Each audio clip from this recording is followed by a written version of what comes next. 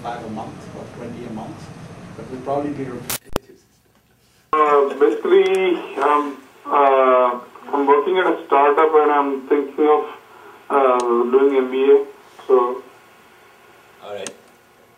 Thanks, Ray. Which batch are you from in BITS? No, actually, I didn't go to BITS. Oh, you didn't go to BITS. That's cool. That's fine. What are you doing on the call?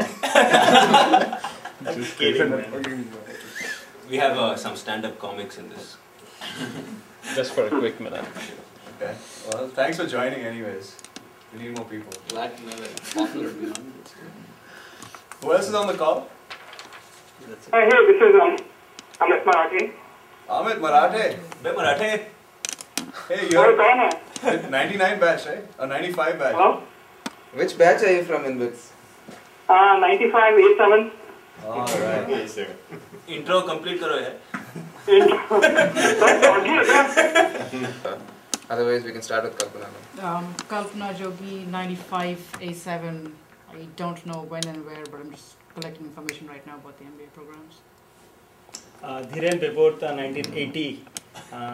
At that time it wasn't A7, it was 07.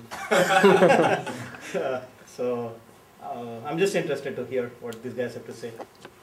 What is A7? A7 is like Computer science. Is computer science? Oh, come on, I should have A7. But it's also changed now, no? Now it's like numbers. It's like 1, 3, 1, 4. Okay.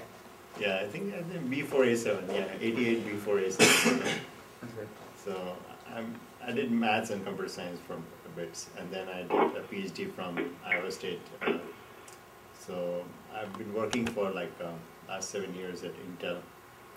So I'm thinking either changing a U-turn, taking a U-turn, or taking a right turn. So U-turn might be taking a MFE program, which is Master of Financial Engineering at Berkeley. So, and otherwise taking a right turn maybe to go for MBA. So What would the goal be to get into the financial sector? yeah, so just get into leaving computer science behind and just get into modeling and so on. Yeah. They get a lot of PhDs at Berkeley. Yeah. So a lot of PhDs. Okay. Yeah, so I'm Badhri. I was in BITS from 1999 to 2003, did computer science again. I currently work for Oracle, and I hopefully will be applying in the next couple of years, but I'm not sure when. Thanks. Hey, I'm DP. I was in BITS from 94 to 99. I did B3, A3, Eco with Triple E, and I'm planning to do a part-time MBA maybe next year. Yeah, that's pretty much. Okay, we'll start off with Aanand. Thanks everyone for coming. It's quite early on a Sunday morning, but we appreciate that. Is it working, by the way? Not that, this one, the other one there. Maybe you could take that over. So I think it's red, that means... No, that's for the video conference. Oh, okay, got it. Okay. Can you guys on the line hear me? Yeah. Okay, you can, okay. Alright, so I'm just going to get started. We've all made slides. It seems like we're decently good at making slides. So we made slides because it's the easiest and laziest thing to do. But what I want to do is just to start off with a sort of a framework, and I think. Aanand, if I may interrupt you. For those people on the phone, we actually have all the slides on the website. So if you would like to follow as Aanand or any of these guys are making the presentations, you can go online to our website svc.bitsaa.org/entrepreneurship, and you can actually download the slides and view them as they're talking. Okay. So I'll just start out with a quick intro of myself. Can you scroll the slide? Yeah, thanks. I'll do that for you. So I graduated from BITS in '99. I did AAA at BITS, and then I went to UC Santa Barbara. I got a master's in electrical engineering, and then I went to Agilent Technologies. I worked in their semi group in San Jose for about 5 years. I worked in different functions, which was kind of the segue for the MBA for me. And then eventually I decided I want to do something different, so I decided to apply to business school. So I applied to 5 business schools in all. I was admitted to, thankfully, all the schools I applied in the first round: Cornell, Kellogg, and Berkeley. And then in the second round, I tried to expand myself, and I applied to GSB and Harvard, HBS, and I got rejected by both of them. I eventually decided to join Berkeley. It wasn't a very difficult decision for me, and I'll go through that later on. And then I joined Berkeley. I've been in Berkeley for a year, and I've completed successfully my first academic year. And I decided to do investment banking this summer, so I'll be working for Morgan Stanley here in Menlo Park. So if you guys have any questions about investment banking or what the segue is, from business school into investment banking or any other financial services related job, I can talk about that as well. Okay. So the big thing that you learn in business school is decision making. Ultimately, a big component of business school is how you make decisions in a business environment. And in many ways, going to business school is actually a big business decision. The business happens to be you. So that's the way I think about it, at least.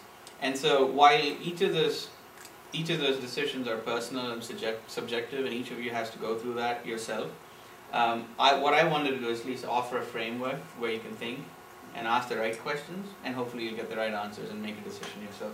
So, over the next few slides, I'll go through each one of them. But the first thing you want to do is to decide on an MBA, and there are a few questions you need to ask before you make a choice to do an MBA. And then once you decide on an MBA, then the next question for a number of us living in the Bay Area and elsewhere in the U.S. is: do you want to go back to school full time, or do you want to do it part time? Do you want to, or do it some other way, executive MBA and so on? And then once you do that, then you go on a process where you take the GMAT, then you decide on the schools that you're going to apply, whether it's based on the GMAT score or not, and then you go through the application process. And overall, it takes about 7 to 8 months, depending on the number of schools and how many recommendation letters you get, etc. So this is what I'm going to go through in the next few slides. Once again, I'm not going to offer any specific advice, but I'll give you a framework with which you can think about all these decisions, because they're fairly important. I think we have some visitors outside. Yep. So the first decision, and I think it's probably the biggest decision that you need to go through when you go to business school or decide to go to business school, is whether or not you need an MBA. And I think this is a fairly underestimated question. A lot of people do business school without going through this thought process. There's definitely a bandwagon kind of thing going on. But you certainly I would say that you need to spend a lot of time thinking about where you want to be. And this is kind of the framework that I use. So I thought about where I was, and I was working in a tech company. I'd done R&D, I'd done pre-sales, I was doing product management. I felt that I had a good understanding of how business is run, at least in Silicon Valley. So and I wanted to find out how I can use that best to further my career. That's primarily what got me started thinking about an MBA. And then I thought about where I can be. And then I finally figured out, can the MBA actually help me get from where I was to where I want to be? And that's the question that you have to answer, and it really depends on where you want to be at the end of the day.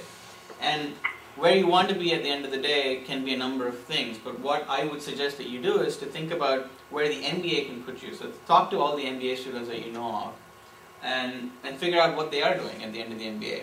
And from that point onwards, think whether you want to be in their shoes, and then figure out, backtrack and figure out whether the MBA will help you. So roughly speaking, when you graduate from business schools, there are what I would call standard career tracks. So you can end up doing consulting, like Ishmeet Singh is doing right now. You can do investment banking, other financial services. You can work for a hedge fund. You can do product management. You could be a product manager at Google or Yahoo, or any of the tech companies, or non-tech companies. You could be managing Clorox or Polycom, etc. You can also work for non-profits. That's actually a fairly big stream. So these are kind of the standard career tracks. Early on in the process, think about where you want to be amongst these. Are these things that interest you? And I would say do some research, not just take a Business Week article and say, wow, this actually sounds cool, I'm going to be an investment banker. Talk to BITSAians. There are a lot of BITSAians in each of these career tracks. Talk to them and find out what they've done. Make sure that this is something that interests you, right? And once you've figured out one or two of these things that interest you, jot it down, put it down on the side. But also remember, there are some non-standard career tracks, what I would call non-standard at least, things like entrepreneurship. There are people who go to business school and eventually decide that they want to start a company. There are some schools that offer a lot of support for you to do that, but in general it's something that you do on your own. but the business schools force you to do that. So think about both standard and non-standard career tracks and figure out where you want to be. So if you, for example, say consulting sounds like a good proposition for me, then you know that you have a very good chance of being a consultant at the end of a business school program. Then you can actually say, okay, well, I have a tech background, I want to be a consultant. I think the MBA is absolutely critical for me to become a consultant. So that's a decision-making process I would suggest that you go through. And also, remember a couple of things, which is the MBA can actually launch an entirely new career. There are people who do something before the MBA and then do something completely different after the MBA. So be aware of that. Be aware of the fact that the things that you jot down before you write your essays can be completely different from what you end up doing. You may want to do consulting, go into business school and realize that's not what you want to do at all. So, and also education is only one component of the MBA, and we'll talk more about that at the end of in the later slides. Next slide, please. The question I have on that, Aanand, is when you go to B school, are you more likely to be an entrepreneur or less likely to be an entrepreneur because you started with about 150K to 200K in loans? And all your bum sums who are coming out of B school are going to iBanking and they have these plush jobs and you would probably start your own thing. The probability of it succeeding is not much. You got this huge loan to pay off. Right. Actually, it's an interesting question. What I've seen, at least in my class, is the people who are keen on entrepreneurship stayed keen on entrepreneurship. And they have nothing but disgust for investment bankers. So if you're really an entrepreneur, you already know about all these career tracks. It's not, and if you're somebody that's going to be lured away from entrepreneurship because you see, okay, all these jobs paying all these big salaries, perhaps entrepreneurship isn't the right thing for you. Perhaps you won't be a successful entrepreneur, in my opinion, because it's a lot about risk taking and being aware of the risks, and being a little crazy perhaps too, because you're taking irrational risks, right, as an entrepreneur. So I would say it shouldn't lure you away, and if it's something that you worry about, then perhaps you should really think about entrepreneurship. Yeah, I think it also depends on the school you go to. Like there's this joke on campus that says, in Hollywood, everybody walks around with the script. At the GSP, everyone walks around with the business plan. So even people who had no idea of thinking of being in entrepreneurship, they end up doing projects in entrepreneurship classes, and then they'll have some business that they'll be brandishing around. At the end of the day, only about 15% of the class starts their own company. It's a relatively big number in business schools, but small overall. But I think after 10 years, the number becomes much higher. So is the 15% number for Stanford, or is it average of all these? No, I only know 50%. How's it at Kellogg? I think Kellogg is probably not as much as Stanford. Kellogg emphasizes more on general management. They don't say don't do entrepreneurship. Actually, we have a pretty good entrepreneurship program. Some very, very well-known professors in the field, and you can pretty much start anything you want because there's Northwestern University. You can liaise with the professors over there and commercialize their ideas. That's one thing people do. I think Stanford also kind of piggybacks on that a lot. But the percentage of people actually going into entrepreneurship is fairly small. It's single digit compared to general management or marketing and some of the other consulting. Yeah, I think both the Silicon Valley schools in general have a sense of entrepreneurship just because of Silicon Valley. So once you've decided you want to do an MBA, and once again, the reason why I put that slide up there is a lot of people think about MBA as sort of a net present value analysis. I'm going to say my salary is going to go up 50%. You can go on that loop, and honestly, you won't get anywhere because you don't know what you're going to be doing 3 months from now. You definitely don't know what you're going to be doing after you graduate with an MBA. So I would say don't think about like the financial aspect of it. The good news is if you're an MBA, you typically get paid well. So as long as you're not going for $1 million a year, you're fine. So I would say think about where you want to be post MBA, what kind of a job you want, and go from there. So hopefully you've made a choice to do an MBA. The next question, which is relevant to a number of us here in Silicon Valley, because we have the option, is do you want to do a part-time or a full-time? And once again, this is a very significant decision. I had to go through that process myself. But when you make that decision, I think the key thing to understand is you're actually making a choice between two different things. The schools try to sell you the part-time program and the full-time program as being equivalent, and they're not. And there are some key differences that you need to know. So when you make the decision, make the decision with this background. certainly part-time MBAs are becoming more popular. People are becoming busy. They want to save money. And in many ways, from an educational perspective, the part-time program gives you the same experience. You take the same classes with the same professors and so on. So it's got a lot of positives. But be aware that the part-time MBA is in many ways not the same as the full-time MBA. And I think that some of the key things are career changes that typically are very hard because the career services in most business schools isn't very supportive of part-time programs. They believe that you already have a job and that you're trying to further your career within that company. So they don't offer you all the support you typically need. So be aware of that, especially strategy consulting, investment banking. Investment banking is changing now, but in general, these have been traditionally jobs that are very hard to get into unless you go to a full-time program. I think one follow-up to what you said about the career services point. So I think schools typically have it pretty clear that part-time students can either leverage their services or they cannot. I haven't seen schools that are kind of in between. So there are schools like Kellogg used to have a policy that part-time students could not use the career services or they could not even apply for on-campus jobs. They changed that policy in my second year, so we had a lot of part-time students applying along with us. And that's the same way I've seen at other schools as well. In Chicago, at least I know GSP Chicago had the same way. Their part-time students could apply with the full-time. So if you can, then you can leverage the career services. If not, then you have no access to career services. Right. I mean, apart from the career services, companies also view your commitment to quitting your job and coming to school as a way of saying that you're prepared to, be bulldozed by us and work 100 hours a week by us. So investment banks in particular are known to look for certain things. And also be aware that life gets really hectic. I mean, I've spoken to a lot of part-time students, and Ashish and Sagi will be going through that very soon. It's the first year, especially, is extremely hectic. So and the profile of people who do part-time also, people who have families, sometimes have children. So be aware that your personal commitments might get affected in the first 2 years, especially when you do a part-time program. Social life is dramatically different. There's no doubt about that. The full-time program is partying and socializing and networking, however you call it, is a big component of full-time program. I don't know what you're talking about. It's not like that. Tarun has absolutely no idea what I'm talking about, of course. I'm surprised you're in town this weekend. And there's a reason why he doesn't remember these things.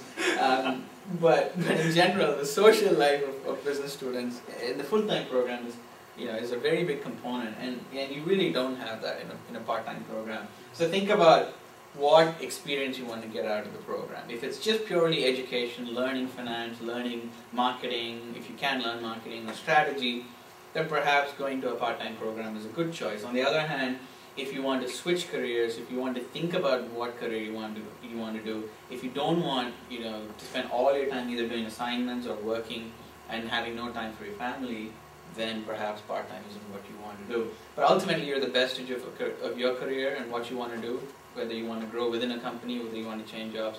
But definitely keep this in mind. Make sure that you understand you're making a significant choice there. It's not the same. So Stanford, does it have a part-time program? It does not. It doesn't have a part-time program. And is there some philosophical decision behind that? I'm sure there is, but I'm not the right person to comment on it. They have an MBA program and then they have a Sloan program. The Sloan is a 1-year program and they have an MBA is a 2-year program. And then they have several executive education sessions which are expensive and sponsored by corporate types. Tarun did a part-time MBA, part education, part partying. So what is the Sloan program? It's a 1-year program, typically corporate sponsor, and it's like the MBA, you're in your late 20s, early 30s, and the Sloan, you're in your late 30s, 40s, stuff like that. So, so what we've done so far is we've decided that we want to do MBA, and we've decided either to do a part-time or full-time. Whether you do part-time or full-time, you have to take the GMAT. The GMAT is a very painful exam that you have to go through. If you've done GRE, as most of us here have, it's not much different from the GRE. And a couple of, I would say, myths associated with the GMAT. A lot of people will tell you the GMAT is not significant, but if you look at the statistics, it's clear that the top business schools have very high GMAT averages. And it's not a coincidence. They look for high GMAT scores, but it's not the only criterion, because there's other aspects to your application that will embellish your application. But be aware that every school wants to maintain its average. When you look at Business Week rankings, this is one criterion, the average GMAT of the incoming class. So they want to make sure, they know that it affects their rankings, so they want to make sure that the incoming class either has a higher average than previous years or has a higher average than their peers. So they look for the GMAT. It's very important. But as long as you're above the average or the median or whatever it is they publish, you know that you're in fairly, fairly comfortable ground. Whether you make 780 or 790 may be insignificant, but if you're in the hairy edge, then it actually makes a difference, I think. It may be a make or break for marginal cases, but it's not definitely going to get you into any program, any of the top programs at least. Yeah, I have a slightly different view. I don't think it's important.